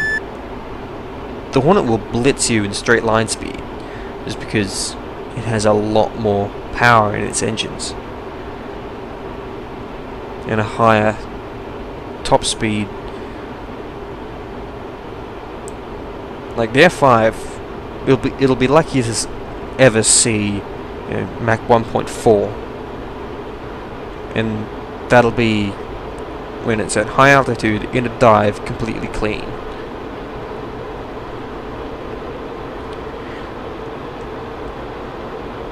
It'll do Mach 1.2 in a straight line down low if it's only got missiles on, but the F5 is not a max speed machine. The F5 is happiest at high subsonic speeds.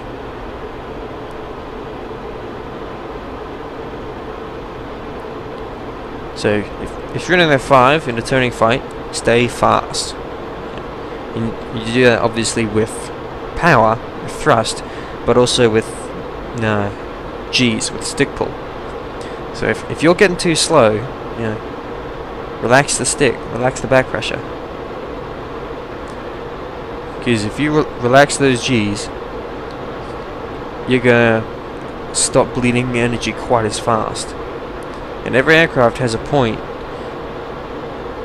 in a particular situation.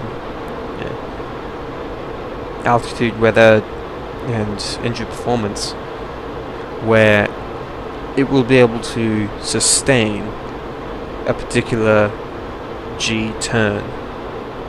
And that's usually a low G turn of about 4 for most aircraft. But still, being able to maintain airspeed in a 4G turn all day long, that's a useful thing to know. Or maybe not a 4G turn. If you're at high altitude, it might be a 3G turn. if you're down low and have really good engines, you know, you might be able to sustain a 5G turn. There are some aircraft that can sustain 6.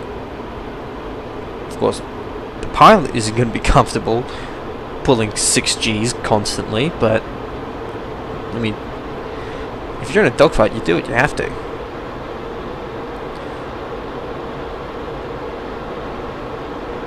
And I'd venture to say that far better than knowing maneuvers to fight with is to know the numbers. You know the numbers of your aircraft and your potential enemy's aircraft. You know, what's your top speed? What's his? What's your low altitude and high altitude acceleration and deceleration? What's his? What's your max turn rate? What's your minimum turn radius? And at what airspeeds and altitudes do you achieve those? You know, does your aircraft have an excess of power so it can fight in the vertical? Or does it have a lot of lift and can turn all day long?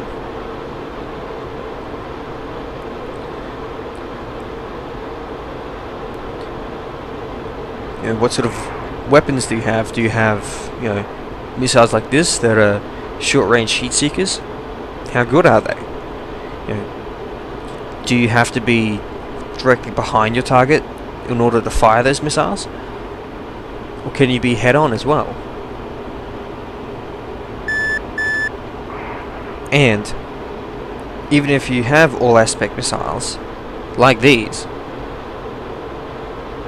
heck, even the A9 Mike, the much newer version that the Hornet and the F-16 carry, you know, they are technically all-aspect missiles. But if you've been in a turning fight for a long time and slowed down, you know, an aircraft that is subsonic, even, you know, Mach 0.8, the skin of the aircraft is still going to be quite cold. And that's how all aspect missiles work, is as opposed to rear aspect only missiles that obviously pick up on the heat from the aircraft's engines. All aspect missiles are able to pick out the heat of a target's airframe, of its skin, against the environment and track that.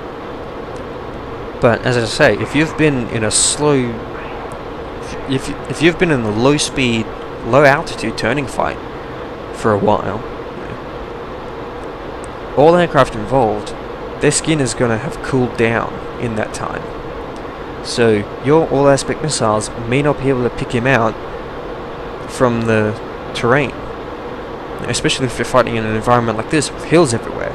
If there was an aircraft on my nose right now, just coming out from that hill, I probably wouldn't be able to lock him even with an AIM-9 Mike, because if he's been slow speed for a while, the missile just won't see him against that hill. But if he's up here, you know, against that cold blue sky, then yeah, it may pick him up. You may be able to shoot him in the face with it. You know, or do you have radar missiles, you know, like a AIM-7 Sparrow that you could potentially use in close quarters? Great. What's your aircraft's radar like? You know, is it pulse Doppler like the F-18 and the F-16, able to pick out a moving target from ground and cloud cover? Or is it like the F-5 or the F-4 with a basic, more basic radar? Like you can see on the scope there, all those contacts, that's ground clutter. You won't be able to see a plane in that, and neither will the missile. And all of this time, I haven't talked a single maneuver. I've just talked about stuff that you need to know in order to prosecute any sort of airborne fight, be it a dogfight or a beyond visual range fight. You need to know the capabilities and limitations of not just your aircraft, but the enemies as well. So let's put together a scenario. F5 versus MiG-21. Some might say a bit unfair. Yeah, it is. The MiG-21 is a third generation Soviet interceptor. It wasn't built as a fighter. It's a single engine jet interceptor designed to go Mach 2, intercept NATO, most probably American bombers and fighters, shoot through, fire off lethal cannon and short-range missiles, turn around and run home. It's a delta wing, so it won't do too well at low speed and low altitude. It's got a single engine, but it is a big one, and like I said, it will do Mach 2 at high altitude, probably around Mach 1.5 to 8 at low altitude. The F5, it'll be lucky to see Mach 1.2 at low altitude with a long straight run. So top speed goes to the 21. How about turn performance? As I said before, the 21 is a rather heavy aircraft with a delta wing, so it'll turn pretty well, quite well actually, at higher speed. But get it slow, that delta wing is going to struggle. Now, unlike earlier MiGs, the 21 has hydraulically boosted controls, so it can pull hard at low altitude, so we won't be able to use that against him. F5 is fairly similar. It's got these little thin wings, so it's not going to do too well at low airspeed either. But again, it's got hydraulic controls. Keep it fast and low, and you can still turn. So they're fairly evenly matched in that regard, although the F5 is a lighter airframe. Now, pound for pound, the F5 doesn't have quite as much engine power, raw engine power, as the MiG-21. But it does have 2 afterburning turbojets, and it's nothing to sneeze at. So, what the picture is looking like so far is, if we're in the F5, we probably want to keep the fight low to medium altitude, so below 15,000 feet.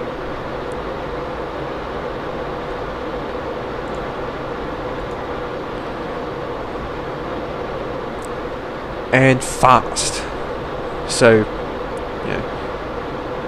high subsonic speed, so between 350 and 600 knots is where we want to keep the fight. And as I said before, our DL10 speed is about 400 knots, so we want to try and maintain that throughout the turning flight. The MiG isn't going to want to turn much, because, as I said before, it's an interceptor, not a fighter. And it was built and its pilots trained with that idea in mind. So, the MiG is going to want to come in blazing fast, take 1 or 2 shots with us, and then run. And he's going to be able to do that. We won't be able to catch a fleeing MiG-21. But if we cut off his escape, play smart and get behind him, force him to turn with us, force him low into the weeds, he won't be able to run. And what about weapons? The F5 has got twin 20mm cannon, and they are accurate and deadly if you can get a few shots on target. And also we've got the radar guided gun sight. We also have 2 sidewinders on the wingtips. The most advanced version is the AIM-9 Papa 5 that we have right now. and that is an all-aspect missile, but we're going to play it safe and only fire it from the behind the 3-9 line. So that's going to be a beam and behind him. The MiG-21, on the other hand, has got a 20mm cannon as well, and again, 2 of them mounted on the chin. So guns-wise, it's just as deadly, although it does not have a radar gun sight. In the hands of a good pilot, not an issue, just something to bear in mind. It also carries its own heat-seeker missiles. Most commonly in Vietnam, it carried the AA-2 Atoll, which was a direct Soviet copy of the Sidewinder. The story of how they got those planes is a tale unto itself. But weapons-wise, the MiG-21 is just as capable as we are. As for avionics, the MiG-21 has an alcohol-cooled intercept radar, similar to the F-5. It's not a very advanced radar. It can't track targets out a great deal, but in close, for final intercept and weapons guidance, it is damn effective. The F-5 is pretty well similar in that regard. The F-5 won't track a fighter-sized target beyond 20 miles. It can't lock beyond 10. But we would only be using it for, again, a final weapons fix before firing in the last 10 seconds or so.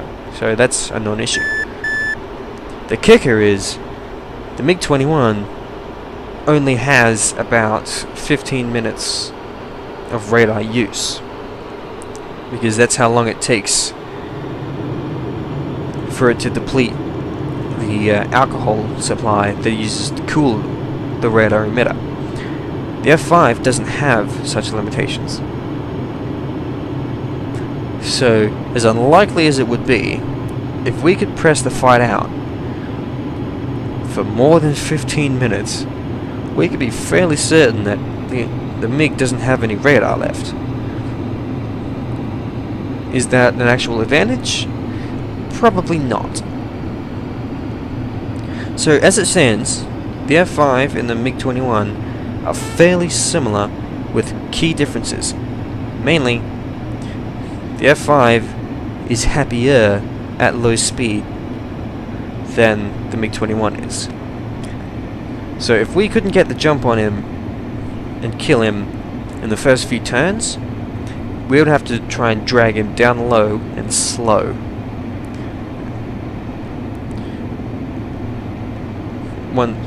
And get him into a regime where his delta wings start giving him problems. That'll cause him to have to relax the G's, loosen his turn, which would be our moment to pounce. So the way you would actually prosecute that fight would be probably, if you're going head to head, break vertical first and force him to come up to meet you.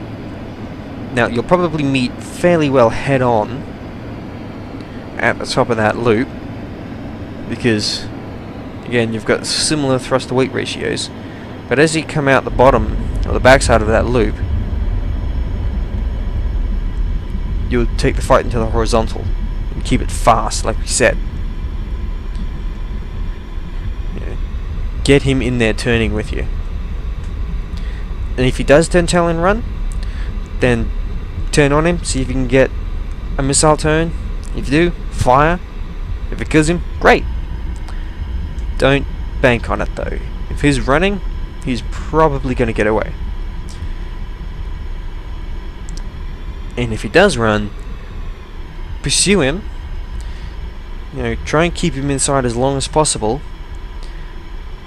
as far as your performance and airspace restrictions allow, don't follow him into his friendly SAMnet, because that will be certain death for you.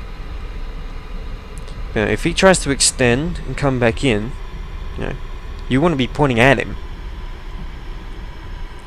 And if he does extend like that, he's probably going to go at full burn as fast as he can. So when it does finally turn back in, he's going to have a nice hot skin for our missiles to see. And then we can just shoot him in the face. But let's assume he does start turning with us. Then again, you'll keep it fast and start dragging him lower and lower. The fight's going to progress there anyway, but press the issue. Get him low. And once he is low, that delta wing of his is going to start bleeding energy fast. And once he gets slow, he can't turn as well as we can, although we're both pretty poor at this point. And assuming you've done everything right, managed your energy, managed your turns, once you're down low and slow, you should be able to slide in behind him and get him with a guns kill. In a very, very broad sense. But that's really not going into anything, that you would be doing physically in the aircraft. That's sort of concepts that you really need to understand if you're planning to become good at dogfighting. Is knowing your aircraft and the enemy's aircraft, playing to your strengths, and forcing him into the position where he is weakest.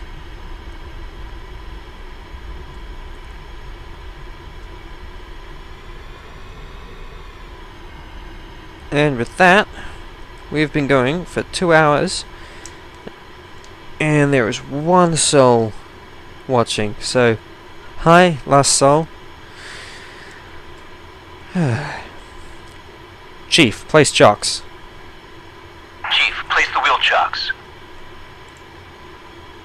Copy. Wheel chocks are now in place.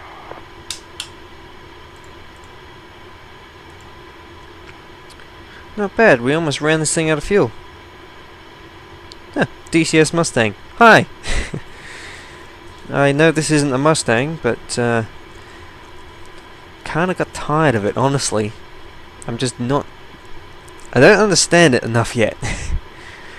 That will change. I will start training more on it. But as it stands right now, I ain't good with the Mustang at all. To those of you who can fly the Mustang and fly it well, I salute you. It is a temperamental plane at best.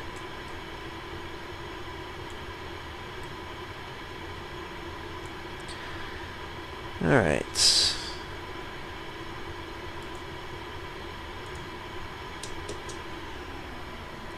Left engine shut down.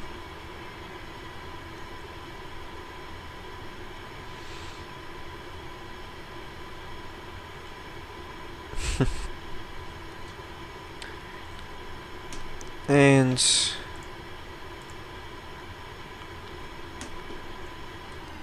right engine shut down. Radio off. And there we go. Clear master caution. Battery off. Aircraft secure.